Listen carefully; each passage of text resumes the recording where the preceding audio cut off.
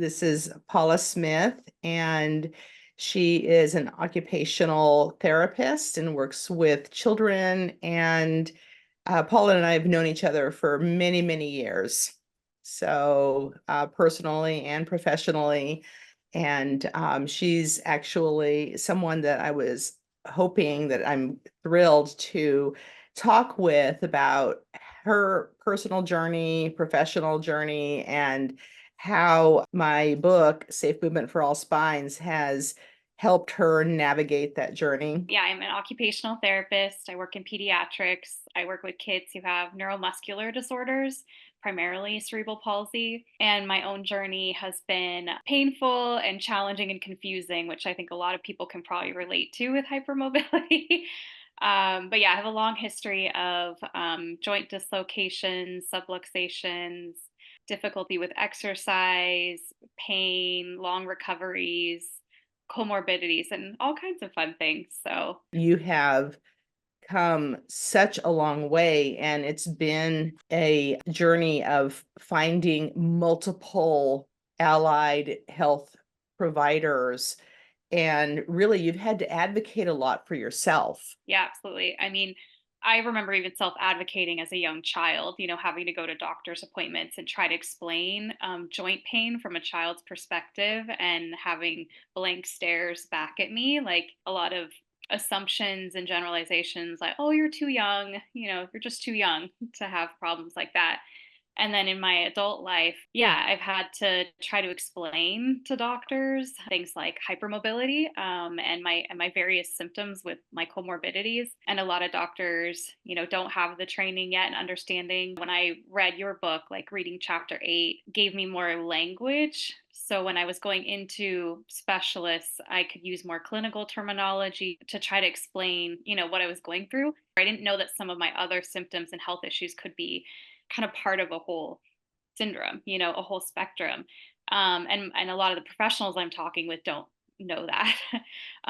So I learned a lot about that from your book and being able to go in and explain, like, I have this whole kind of set of things happening health wise in addition to hypermobility, and being able to tell them that commonly is a part of these hypermobility spectrum disorders and EDS and connective tissue disorders. Some of them have flat out told me I didn't know that there were comorbidities that are common to these issues. It's helped me be able to explain to them what I need, in terms of equipment and support for my body. I'm having to do so much research and learning on my end so that I go in asking for the right things, because a lot of my health professionals, aren't referring me out and don't even know where to begin. That just gives me chills, that you're, actually you're in the position of educating your healthcare providers and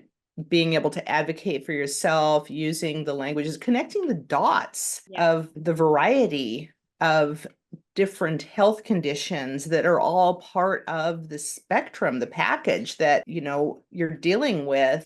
What about on in your personal life, if you don't mind sharing with us just a tiny amount of, like, has the book helped you with communication with any family members? Because a lot of my family members are confused by what I'm going through, especially over this past year, when I had my worst flare up, as you described, when I came to you for help and lost use of both of my legs. And I was in a wheelchair for a while, going from somebody who was walking and mobile to fully dependent on a wheelchair for a while, was obviously very confusing to my family.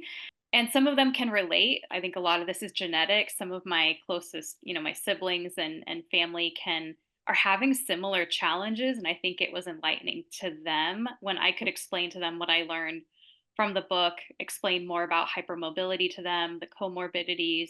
It not only helped them understand more about what I was going through and how they could support me, but I think some of them had light bulb moments going off for them too, that they were like, oh my gosh, this is maybe why my whole life and in my childhood I was struggling with these things: dislocation, sensitivity to histamine, asthma, mast cell issues, things like that. So Wow. yeah, I feel like they supported me better, and they also got more clarity for themselves. Because you and I were working together, and we still do. When you were putting together your own situation, you were having some memories that you shared with me about kneecap subluxation being normalized in your family. Like you subluxed your kneecap, and I think it was your dad just said, "Oh, yeah, that happens all the time. Just go like this and put it back." Yeah. And, I mean, I have to tell you, Paula, in my family, there are zero times anyone has ever just subluxed a kneecap. So you and I did, work together pretty intensively at the start, and you've come a long way also with the help of many other allied professionals. It's not just like a one person job. And I think it's important that we're all working in collaboration. So we've got great open lines of communication. And so you have a team. And that I have a course that I run that is based on the book. It's called, the initial entry point is called Foundations. It's all asynchronous learning. And then I also have mentoring and live modules that I do. You were the model for the hypermobility class last year and got to see some of the students learning and how they learn, and how that course is run as a collaborative experience. From your own personal perspective, how valuable do you feel that the coursework is for professionals learning about hypermobility and how to work with people who have EDS or HSD? I think it's incredibly valuable, because you purposefully invited me and you're inviting other people who are struggling with the movement challenges that you're talking about.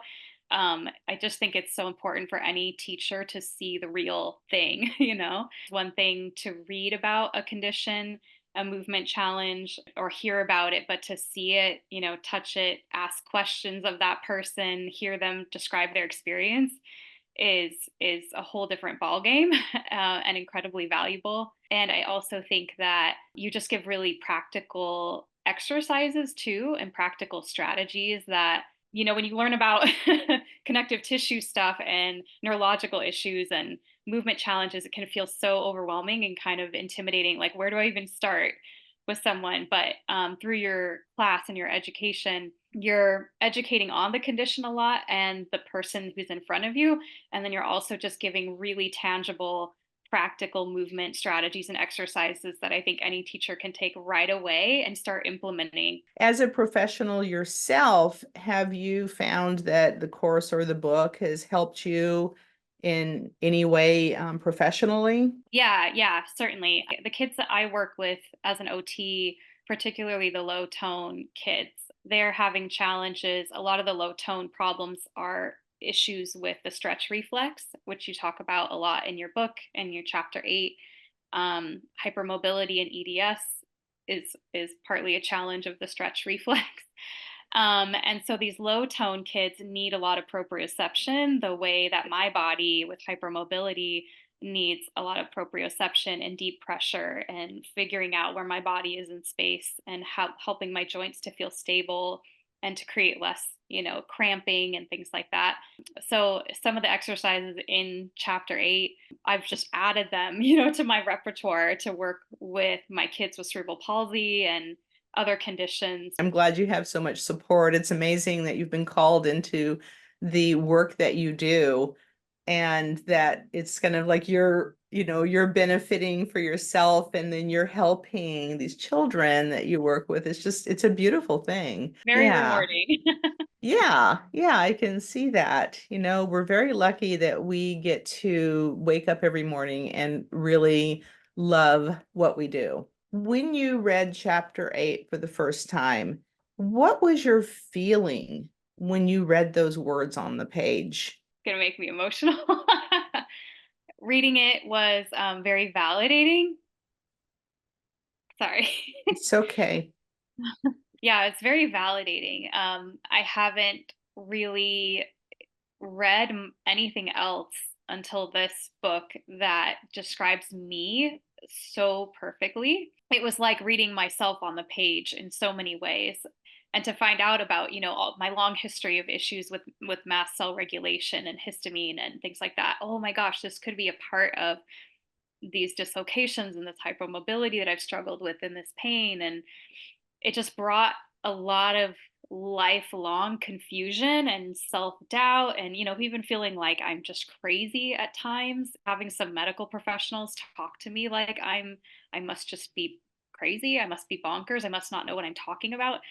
And reading myself in this chapter made me feel like I wasn't crazy, like this is real, this is valid, and gave me more, energy and confidence when I am talking to medical professionals. Like, no, this is real. This is my real experience, and I really do need your help and your support. Yeah, wonderful. You bring tears to my eyes, actually. I'm so glad. That's like, that's why I wrote it. Yeah, So yeah, it's exactly why. And I'm really happy that it's been so helpful and on so many levels. Honestly, that's the whole point. yeah. Thank you. Yeah. Thank you, Paula. Do you have anything else to add that we haven't talked about? I think I would just say maybe a little bit about knowing you as long as I have known you.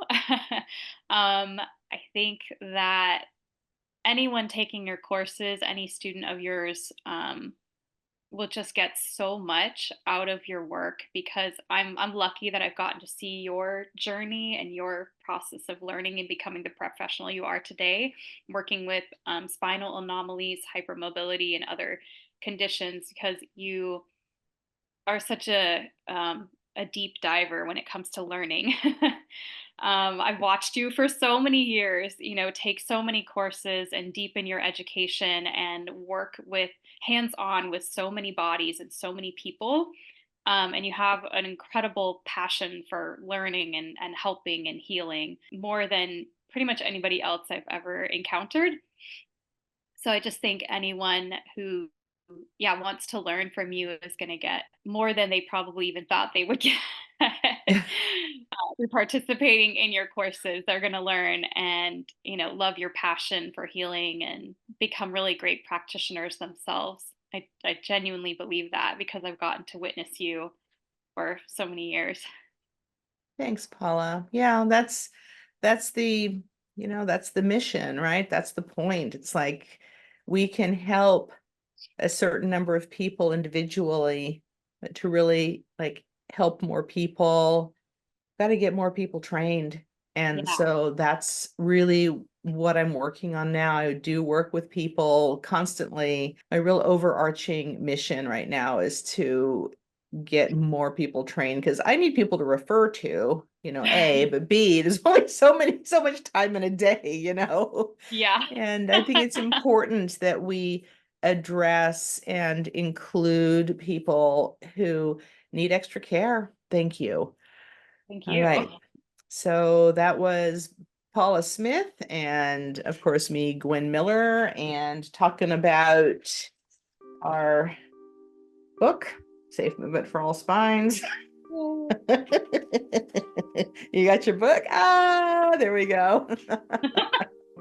And I sure appreciate you spending the time with me today, Paula. All Thank right, I'll you. Thank you, see you Gwen. soon. Okay. Okay.